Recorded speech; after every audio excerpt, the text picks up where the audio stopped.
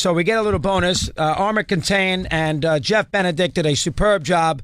Tiger Woods, let me get the publisher correct so I don't get anybody mad at me. Simon & Schuster, which is a huge house. And we're going to have him here for an hour or so on what is a unbelievably good book. As you know, I've been reading excerpts. Armen and Jeff don't know that, but I've been reading excerpts about it on the air the last couple of days. You're so kind. Oh, you got it. Armen, welcome. Nice to have you with us here today, pal. And of course, Jeff, good to see you here too. Great to be here, Chris. Good to have you aboard.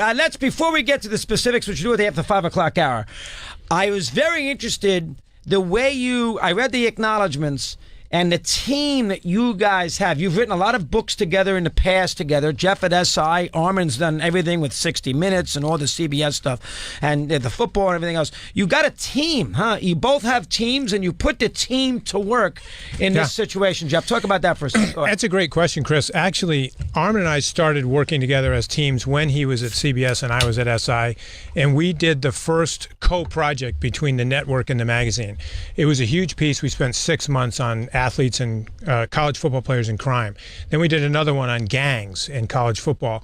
And it was the beginning of a marriage between Armen and I where we were, and in the process of doing these big stories for the network and the magazine, we found who was really good for us, the reporters, the researchers that we worked with.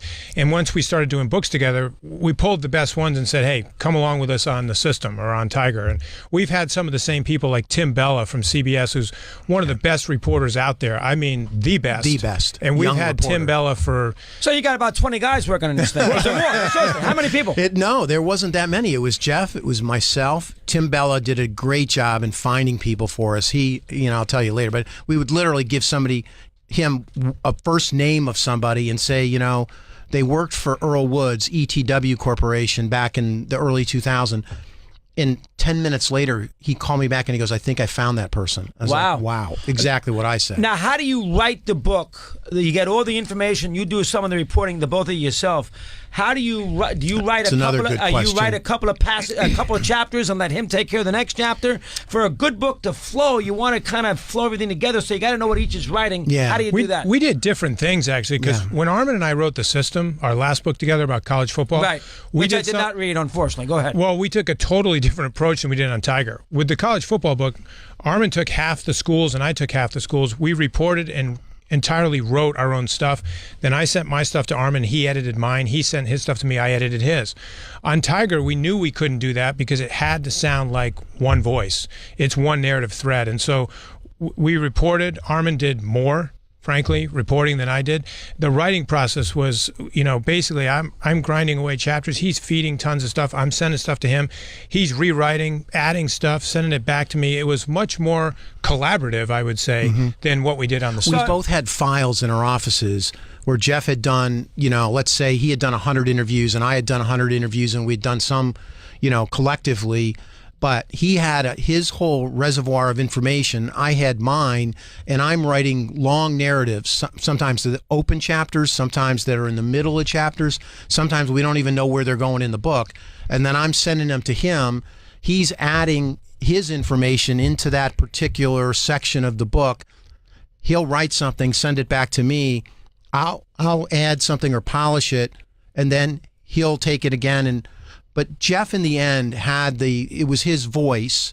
So he did more of the writing than you did, and you did more of the I guess reporting? You would say he did, but I mean, a couple of the chapters, like In the Bubble and Miracle Workers, I pretty much wrote those because I did all the reporting on those in Vegas and all the PED stuff. That was pretty much me. But truly, it's hard to tell. I mean, it's hard, Chris. I'll tell you, this is the hardest thing that we have ever done, collectively or individually. Both of us, together we've done over 25 books. We've done 2 together, but if you put all our work together, there's 25 books there.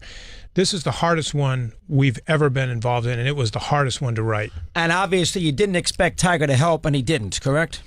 Correct. Although he did send you the email regarding the PED That was a big help. I mean, in the end, we knew just history. If history held, he was not going to cooperate.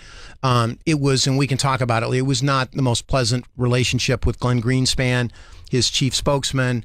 I'm sure Mark Steinberg doesn't love Jeff Benedict either, right? No, he doesn't. Thanks, Chris. But that's the name of it. He's the agent for IMG. Yeah, that's the name of the game. But in the end, Tiger did something. He waived doctor-patient privilege to give us access to his longtime chiropractor, and that made a huge difference in the Miracle Workers chapter. How about that? This is going to be a good hour. To give you a little background with Jeff Benedict and Armen Keteyian on our Tiger Woods. So stick with us here. We'll have fun. Don't go.